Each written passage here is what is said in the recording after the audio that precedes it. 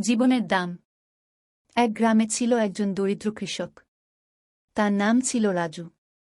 সারাদিন কঠোর পরিশ্রম করেও তার সংসার ঠিকমতো চলত না। একদিন মাঠে কাজ করার সময় সে একটি পুরনো লোহার বক্স খুঁজে পেল। খুলে দেখল, ভেতরে আছে ঝকঝকে সোনার কয়েন। রাজু খুব আনন্দিত হল। সে ভাবল, এত টাকা পেয়ে আমি ধনী হয়ে যাব, আর কষ্ট করতে হবে না। কিন্তু বাড়ি ফিরে সে টাকার কথা কাউকে জানাল না। প্রতিদিন টাকার বক্স দেখে সে ভাবত, যদি কেউ জেনে যায় তাহলে চুরি করে নিয়ে যাবে। ধীরে ধীরে রাজু সবার থেকে দূরে সরে গেল। পরিবারের সঙ্গেও তেমন কথা বলত না। তার সারাদিন কাটত টাকা পাহারা দেওয়ার চিন্তায়। একদিন গ্রামে ভয়ানক ঝড় এল। রাজুর কাঁচা ঘর ভেঙে পড়ল, আর বক্সটি হারিয়ে গেল। রাজু ভেঙে পড়ল।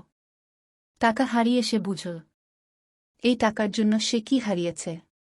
পরিবার, শান্তি, আর তার সুখ। ঝড় থামার পর গ্রামের লোকেরা এসে তার ঘর ঠিক করতে সাহায্য করল।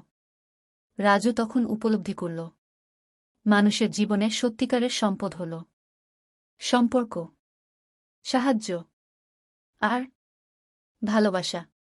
টাকা থাকতে পারে, তবে তা একা সুখ দিতে পারে না।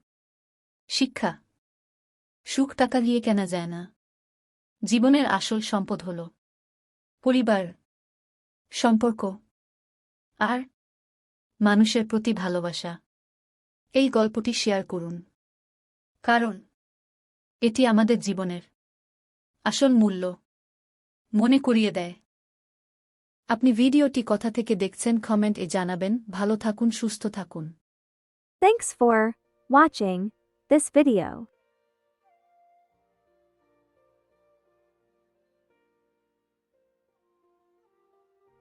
Nurjahan Islam.